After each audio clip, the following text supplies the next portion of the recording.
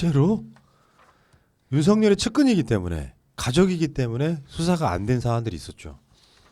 윤대진, 윤석열의 최측근. 나는 궁금한 게 윤대진하고 한동훈하고 누가 더 가까운지 궁금해요. 한동훈이 더 가까운가요? 네, 더 좋아하는 것 같은데 보니까. 둘이 사귀고 그리고 윤대진은 친구고 이런 거예요? 뭐 그런 것 같아요. 내가 볼 때 한동훈 더 사랑하는 것 같아. 자, 윤석열한테 윤대진이 더 가깝다 1번, 한동훈이 가깝다 2번도 좀 눌러주시기 바라겠습니다. 내가 제일 가깝다 3번. 근데 친하고 싶구나. 윤대진 친형 윤우진 전 용산세무서장 뇌물수수 사건 이거 엄청난 사건이거든요. 윤석열 청문회 때도 나왔어요.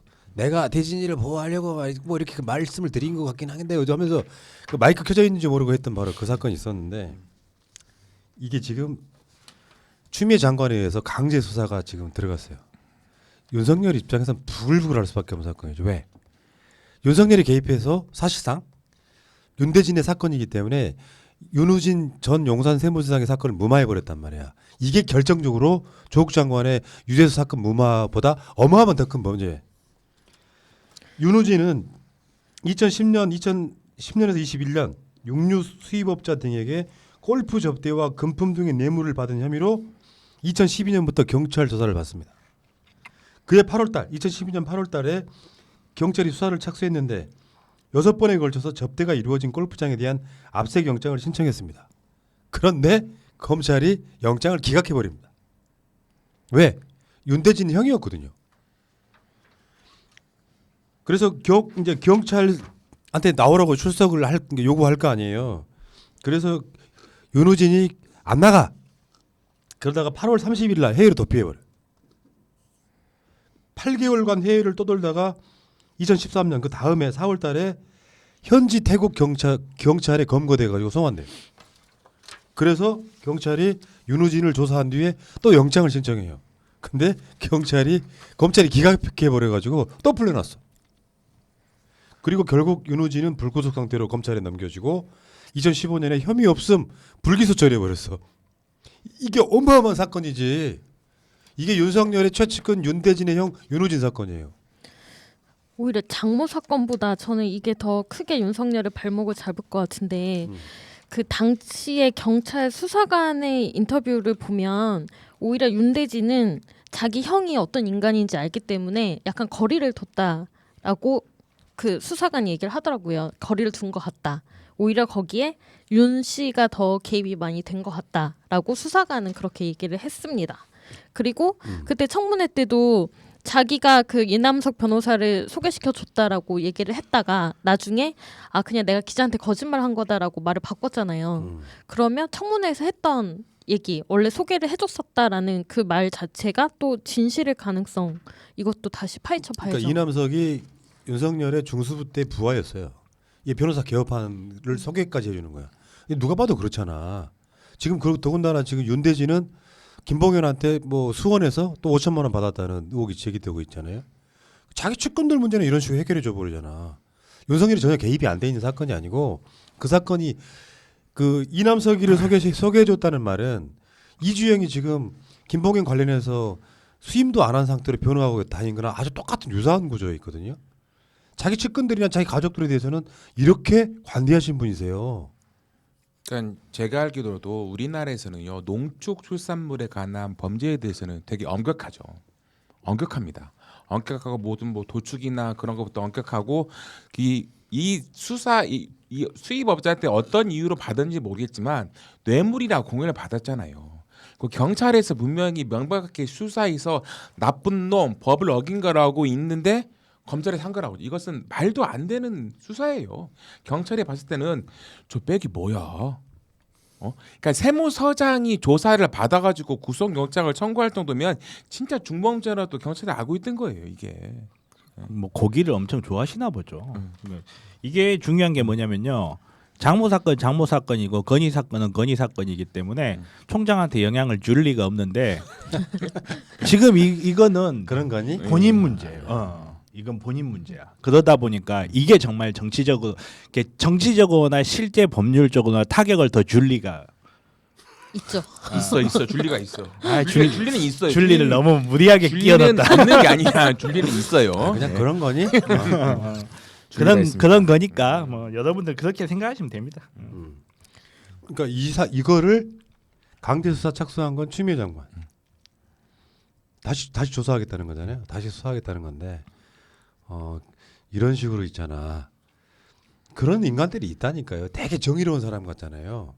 개백 장군 한번 보십시오. 황산벌 전투 마지막 나갈 때 가족들의 목을 베고 나갑니다. 자기 가족한테 가장 가혹했죠. 그러니까 윤석열이 이 사람 그런 거지. 오기는 있어가지고 뭐 댓글 공작 사건이나 이런 것들은 수사는 해. 못하게 하면 더 하는 약간 꼴통 반동 기질이 있는 것이고요. 근데 보통 사람들의 그 필부들의 검사 사위나 검사 아들을 만들려는 이유는 뭐예요? 권력을 부리는 사람이 하나 집안에 필요한 거야. 그러니까 자기 가까운 사람들에 대해서는 보아하니 굉장히 중요하게 그 위치를 활용해 먹는 자에 가깝다. 난 그렇게 봅니다. 아닙니까? 저는 그런 사람들 보면 크게 꾸짖습니다. 원래 그런 말 있잖아요. 원래 검사는 주위 사람이 편하다고. 근데 경찰 조사도 이게 상당히 진척이 많이 됐던 것 같더라고요. 그래서 그 내용들이 많이 나오는데 뭐 그 이 형의 휴대폰 2개가 있는데 그 2개 중에 하나에 윤석열 총장과의 통화 내역들이 있었다라는 거라거나. 그럼 3명이 같이 만나서 술도 먹었던 얘기예요. 아니 좋은 고기 들어와가지고 같이 좀 구워 먹고 그랬나 보죠. 고기를 구워 먹진 않았어요. 사람들이 이해심이 없어. 좀 따뜻한 마음으로 바라봐주면 다 이해할 수 있어요. 이게 용료 수입업자가 꽃등심이 좋은 게 들어왔는데 룸싸가는 가서 좀 같이 구우시죠 뭐 이랬나 보지. 그 용료 수입업자의 변호사는 또 김앤장이더라고요. 그러니까 이게 육류 수입업자가 여러분들이 생각할 때 뭐 1, 20억짜리 그런 데가 아니에요. 냉동창고 몇백억 몇천억씩 그렇죠. 수입하는 장난 업자지 아니에요. 우리가 생각하는 그런 우리 뭐 도축장이 있는 정육점이 아닙니다. 규모가. 김앤장이 그러니까 변호사인데. 세무서장까지 가고 김행장까지 오는 거고 육류가 여러분 그 뭐냐면 육류는요 과세가 없어요. 축산물에 부가가치세가 없잖아요. 없죠? 없습니다. 수입 육류는 있죠. 수입 육류도 아마 그 그리고 왔을 때는 이때가 예, 2013년인가 그러니까 그런 거에 대해서 또 엄청나게 그 비리가 많이 줄 수 있잖아요. 물량이나 그런 것들에 대해서 세무적인 그렇죠. 거에 대해서 누락이 많이 있거든요. 이게 소고기가. 우리나라 그 아. 고기 유통 구조가 음. 사실 미국은 소고기 어마어마하게 싸잖아요. 네. 그래서 우리나라에 수출을 못해서 안 다닌 거. 그리고 그렇죠. 우리나라에 들어오면 이제 그 이렇게 프리미엄에 붙어버려서 이득을 많이 남기기 때문에 세금이라는 면에서는 정말 진엄마한 말대로 어마어마했을 거예요. 아마 세금 면에서는. 좋아요 또 하셨습니다. 지금. 그것도 또 우연이네. 주우셨네요. 왜? 오다가 우연히 주우셨구나. 그러니까요. PTC가 있어가지고요. 저 하루가 만들었다. 하루가 예. 제가. 자, 좀 웃기잖아요. 공교롭게도 윤석열 주변에 왜 이런 일이 나요? 그래서 나는 솔직히 말해서 핵심은 나는 옵티머스 사건이라고 봐. 옵티머스 사건을 윤석열이 몰랐다고 하는 거 중앙지검 때 난 그게 미심쩍고요. 추미애 장관 등 입장에서도 가장 그게 미심쩍어 보일 거예요. 그러니까 사람들이 요즘 오티머스 구라임이라고 예. 많이들. 그러니까 요즘에 그 전문직들이요 가장 관심 있어 하는 게 뭔지 아세요? 사모펀드예요. 사모펀드 가지고 대형 커피숍 만들고 작게는 그 사모펀드 어디에 돈을 우리 밀자 하고 있고 그런 거라고요. 검찰총장의 사모님이 하는 게 사모펀드지. 예, 아. 사모님 펀드네요. 참 조심하셔야겠대요, 여러분들. 사모펀드의 반대말은 공모펀드입니다. 공모펀드. 자, 어쨌건 진짜 물론 내가 봤을 때는 다른 게 없어요. 윤석열은 이쪽에 업보 같은 거예요. 솔직히 한 말씀 드려볼까요? 검사놈들 털어서 검세스러운 비리 안 나오는 사람이 있을 것 같아요. 나는 없다고 자부합니다. 문제는 누가 누구를 터느냐지. 그리고 다시 말씀드리지만 누가 누구를 터느냐에 따라서 악인도 되고 선인도 되는 거예요. 진짜 악인은 대한민국 악인은 기준이 세워졌어요. 이명박입니다. 역사상 가장 악인에 가까워 나는 이명박이라면. 마스터피스 같은 분이다. MB 이거는 기준이 세워졌어. 각하. 일종의 이제 전설이 됐어 이 사람은. MB 각하. 근데 그 밑에 있는 사람들은 사실상 문재인 대통령 정도 되면은 이분은 내가 봤을 때 성인의 삶을 살아오신 분이에요. 비리가 없잖아요. 근데 대개 사람들은 보면 누가 누구를 터느냐에 따라서 그 사람이 죄의 경중과 선이냐 악이냐가 결정되는 거예요. 우리 같은 사람들이 나서지를 못하는 이유가 털릴까 봐. 무슨 큰 죄를 지어서가 아니라 조국 장관들처럼 털려서 개 털려가지고 사실이건 아니건 인생 망치게 될까 봐. 그렇게 하지 말라고 검찰 개혁하자는 거예요. 보수 어르신께 다시 한번 질문을 드려봅니다. 님께서도요. 인간 삶이 비리해서 그렇지 어떤 이유로 검찰한테 털리시면 똑같이 됩니다. 그런 세상 만들지 말자는 거예요. 근데 윤석열은 마치 자기는 고고한 척하고 자기 검사들 등이나 두들기려 다니고 화하는 방치하면서 선거 나갈 생각을 하고 있는 것처럼 보이는 그 행위 자체가 괘씸한 겁니다. 선거에 나올 수 있을까요? 못 나와. 절대 못 나온다고 말. 어제 몇 차까지 갔어? 아니 등 좀 두들겨 드려요. 누구는 대전까지 가서 등을 두들겨 드리는데 등을 두들겨 드려야지. 선거에 나올 수 있을까? 웃겨가지고 나 이런 경우가 없었는데.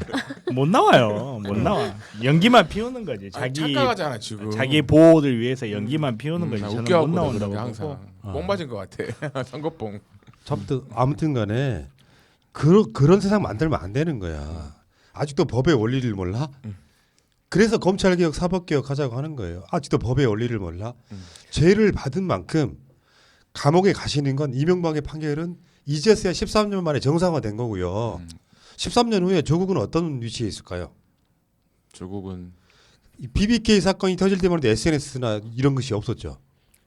조국 사건은 내가 봤을 때 2년 정도 지나고 나면 국민 여론 완전히 뒤집힙니다.